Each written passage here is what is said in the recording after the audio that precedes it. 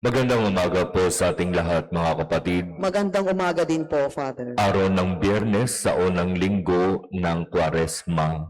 Patuloy tayo sa ating pagninilay sa salita ng Diyos, pagsisikap na talikuran ang kasalanan at harapin ang pagsisikap na makasunod, makapaglingkod sa Diyos. Mula sa ating ebanghelyo ngayon, ipinapaalaala sa atin kung ano bang klaseng pagsunod ang dapat na mayroon tayo. Kung ang pagsunod ninyo sa kalooban ng Diyos ay katulad ng pagsunod ng mga eskriba at mga pariseyo, hindi kayo makapapasok sa kaharian ng Diyos. Anong ibig sabihin? Ang mga eskriba at mga pariseyo mahilig sa palabas. Pakitang tao, kababawan. Ipinapakita nila na sila'y mukhang banal, nagsusuot ng maayos para masabing sila ay banal, pero sa katotohanan, ang puso nila punong-puno ng kabulukan, kasamaan, kadiliman, kasalanan. Kung ang pagsunod ninyo ay katulad ng pagsunod nila, mga eskriba, mga pariseyo, hindi kayo makapapasok sa kaharian ng Diyos.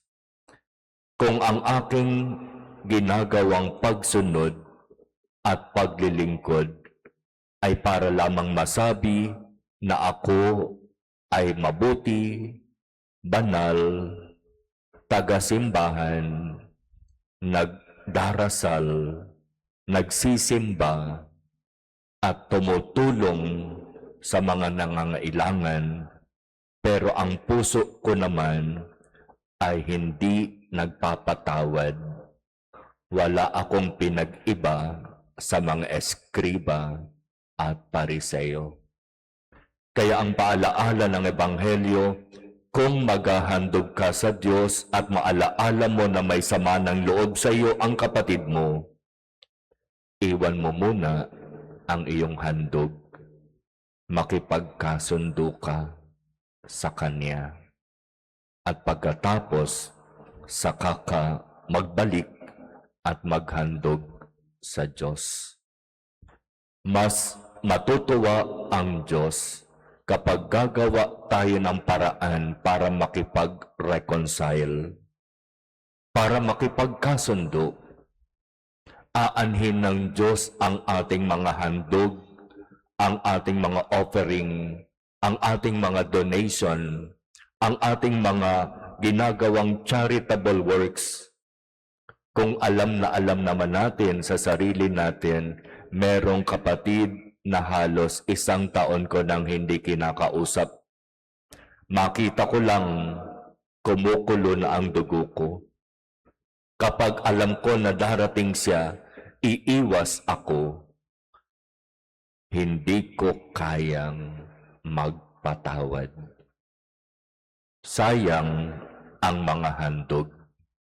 Sayang ang mabubuting gawa kung hindi naman nagpapatawad. Malinaw ang paalaala ng Ebanghelyo. Kung gusto nating maging kalugod-lugod sa Diyos, linisin natin ang ating puso mula sa anumang kabulukan, kasalanan, kadiliman, mula sa anumang mga hindi makatutulong upang tayo'y pagpalain. At isang malinaw na hadlang ay ang hindi pagpapatawad. Palagi kong sinasabi sa kumpisalan, mas pinagpapala ang gumagawa ng daan para makipagkasundo. Di ba? Nasa Ebanghelyo yon. Mapalad ang gumagawa ng daan para makipagkasundo. Panalangin ni Saint Francis of Assisi. Lord, make me a channel of your peace. Gawin mo nawa akong daan ng kapayapaan, Panginoon. At kapag gagawin natin ito, ayon sa pangako ng ating Panginoon, tayo'y ituturing na mga anak ng Diyos.